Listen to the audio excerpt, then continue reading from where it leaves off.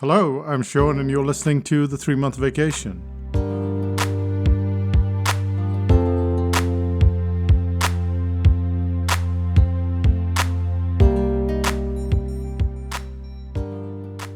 When I was in my teens, one of my favorite video games was Snoopy Tennis. The console was no bigger than a phone, and the game itself comprised of two characters hitting the ball and then Snoopy hitting back. The first character to hit the ball was Charlie Brown. And his serve, it was a slow, manageable lob. The second one was Lucy, who hit the ball from the top of the treehouse at high speed. There was just one tiny wrinkle.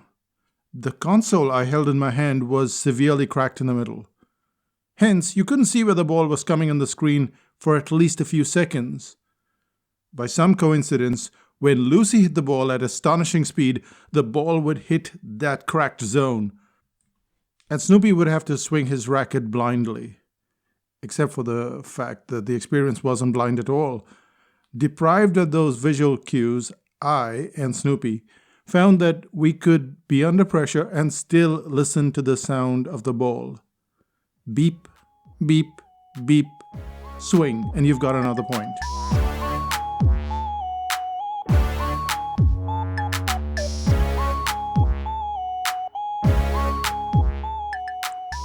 What was not lost on me was that the entire game wasn't pressure-based. Instead, they were split up into Charlie Brown moments and Lucy moments. We tend to choke because we train under Charlie Brown moments. If you notice a student studying for a maths exam, she is likely to be working in calm conditions. She's likely to have shooed everyone out of the room and got the privilege of a peaceful, almost trance-like study situation. An examination hall can ensure all of that quiet is maintained, and it allows the student to do as well as she expects. But she hasn't counted on some blaring music outside the exam hall, or perhaps the clicking sound that the student in front seems to be making with her pens. A tiny distraction is enough to tip the student from the Charlie Brown mode to a Lucy mode. Despite her skill and preparedness, a new factor comes into play and throws her off balance.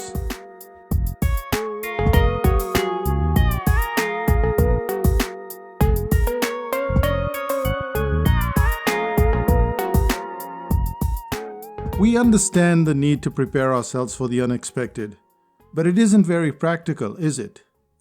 There could be hundreds of situations where things go wrong, and yet there aren't hundreds of situations. Let's say you're a pilot on a modern jetliner. There are seemingly an endless array of things that can go wrong with your plane.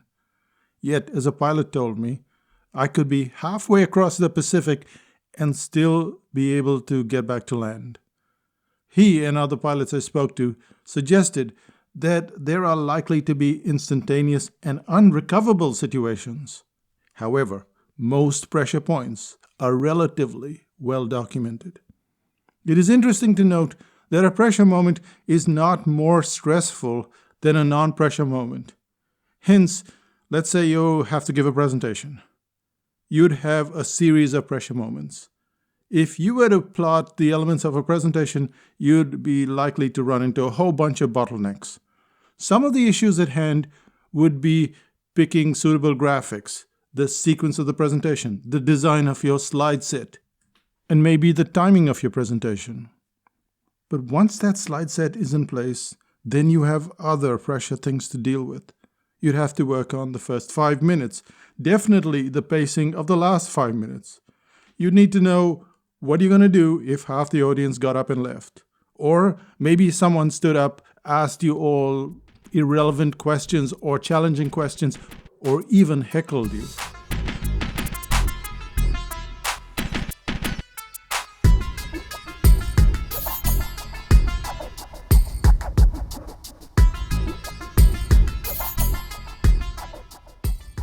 If that list just sounded improbable to you, well, that's because we've been working under Charlie Brown moments.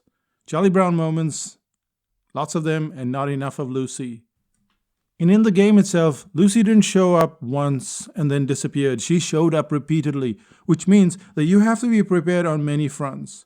And usually this is not the case, as I found out during one of my speaking engagements. In May 2015, I spoke at the Opera House in Denver, Colorado.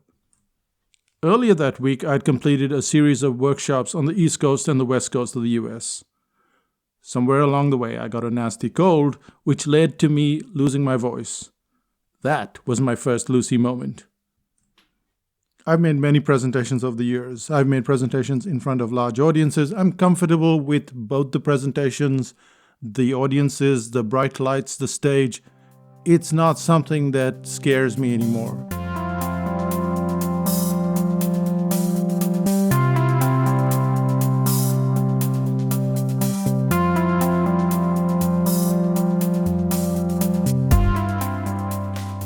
A very large part of that depends on preparation. I do my preparation in the room. I will go over the presentation 16 times, 17 times. I will do the first part, the first 5 to 7 minutes, in a way that I don't even have to look at the slides. I just know what's going on behind me, and just based on the click, I know what's showing up behind me. That's one part. But there's also the preparation on stage. So I'll go to the technical team, and usually they'll say, oh, you have to fix this so that your video runs smoothly. And then I will get on the stage itself to see how big it is, how wide it is, what kind of obstacles I'm going to face, who am I looking at. So I get a feel for the whole thing the day before or even a couple of days before. And that gets me in a frame of mind to deal with the nerves that hit you when you're in a strange environment. In short, I deal with all the possible Lucy moments I can think of. However, on the day of the presentation, I got hit with a curtain of air conditioning. I walked on stage, and there was this blast of cold air. It instantly clogged up my respiratory system, which had already been struggling, and I started to sniff uncontrollably, like that. And it was impossible to focus on the presentation when I was sniffing and snorting in front of a few hundred people. At this point in time, someone from the audience, it was a client of ours, Dave Carest, and he threw a pack of Kleenex tissues on the stage. I picked it up, opened it, and blew my nose to the amusement of everyone. Freed of the congestion, I could go on with the presentation without too much of a hiccup.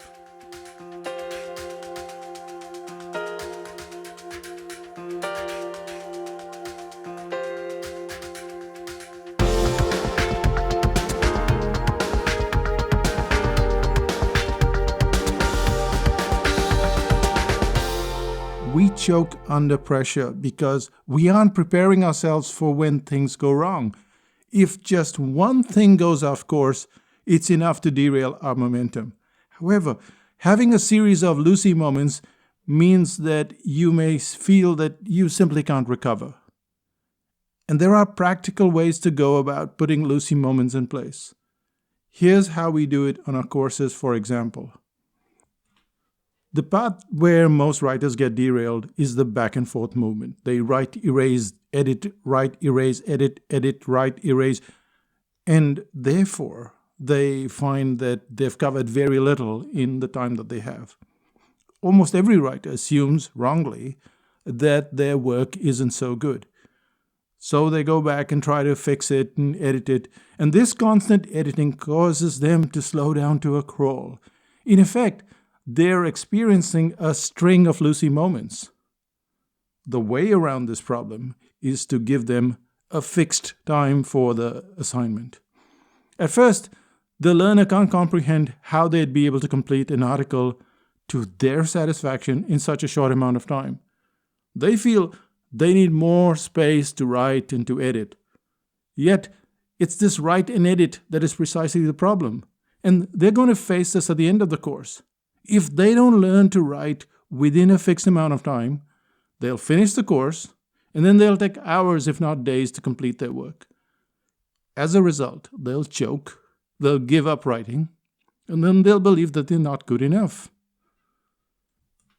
The write, edit, that is a Lucy moment. So when we identify that problem, we get them to overcome that problem. They're not only able to write within the time frame, but they show incredible improvement in their structure and their skill. Learning to add in these little Lucy moments is what we need for almost every skill. Usually, once you're good at something, you tend to have Lucy moments, but there are just three broad areas where things can go wrong. One is a shift in the deadline, the second is a lack of some elements, and the third is a distraction.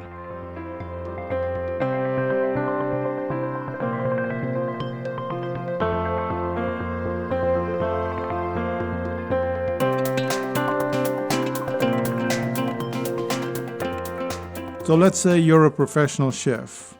Well, they have their Lucy moments too. If the chef runs into the first problem, which is deprived of some ingredients or utensils or working in an unfamiliar kitchen, they will work through it.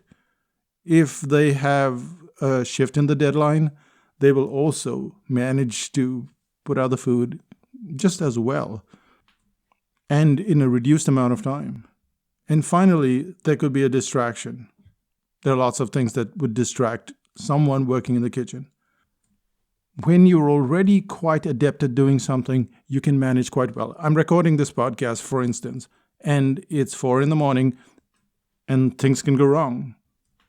But I can manage the deadline, I can manage the distractions, and if some of the things are missing, I can make do. And when we look around us, you see in sports a footballer whose ankles have been hammered by an unsporting opposition will still work their way forward to scoring goals. A fire crew or a pilot will still work their way forward. They've prepared rigorously for those precise Lucy moments of the deadline, lack of elements and distraction, and they can face any inclement situations. Luckily for us, most of our moments in life are Charlie Brown moments. And these are times where things don't necessarily stretch your capacity or mine, where we can amble along quite within our capabilities. And luckily for us, this is the norm. We tend to do our day-to-day stuff without the Lucy moments. However, if you want to be good at what you do, if you don't want to choke, then you have to practice under those conditions. You can't practice under your conditions, you have to practice under those conditions, the Lucy moments. And then it doesn't matter if anything is cracked in the middle. It doesn't matter if that beep, beep, beep, beep, beep comes and you can't see a thing. You're going to be prepared for it. And that brings us to the end of this podcast. What is the one thing that we can do today?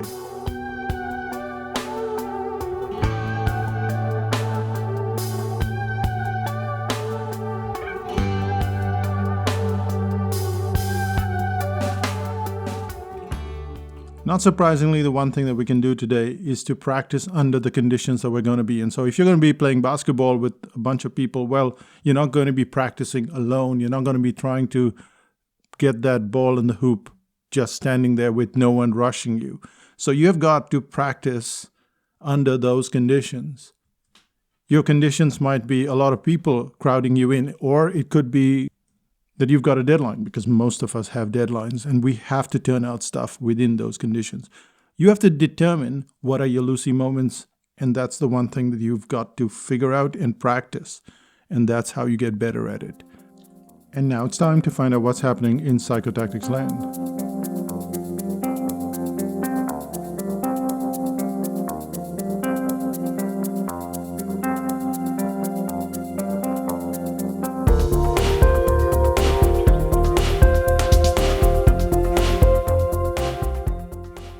One of the things that people want to learn most of all is how to write better.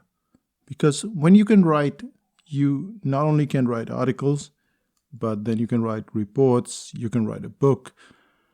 The inability to write and to write really well just slows us down considerably. We think that we're not good writers, and we aren't, but not for the reasons that you're thinking.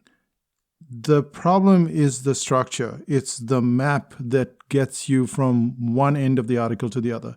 Because an article is not just, write an article. It is a bunch of sequences, which is there is a starting, then there are the points that you're going to cover, there are the objections, there are the examples, there is the ending. All of that, how do you do that? How do you put it all together? How do you know that it's worth reading? These are the issues that cloud our judgment. And it makes us think that we are bad writers.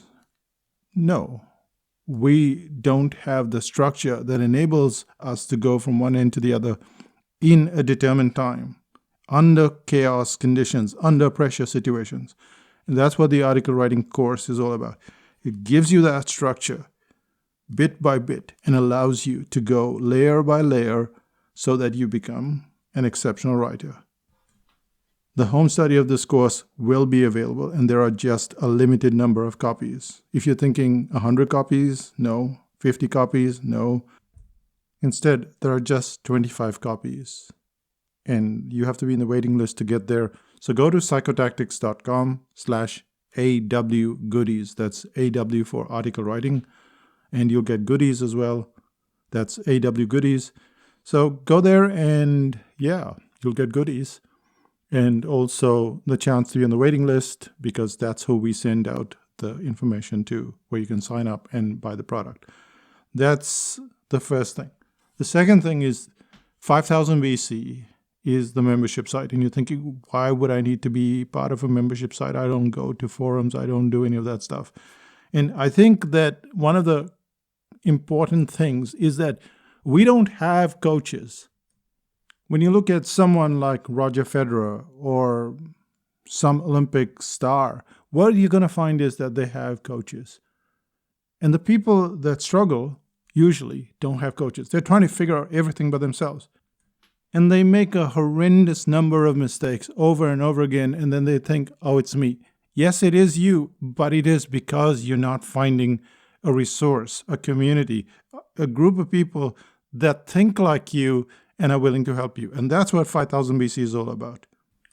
So maybe you don't want to join 5000 BC, but find another place where you can get advice, where you can get help, where when you ask a question, it's not going to take you a week to get an answer, but you'll get several answers, probably in the day itself. Think about that for a minute. To have your problem solved as you go through the day. And that's what 5000 BC is all about. That's why I'm around most of the time, almost all the time actually. So go there and register for a membership of 5000 BC, and you'll see how that can move you forward. And that's it from Psychotactics Land. I'll say bye for now. Bye-bye.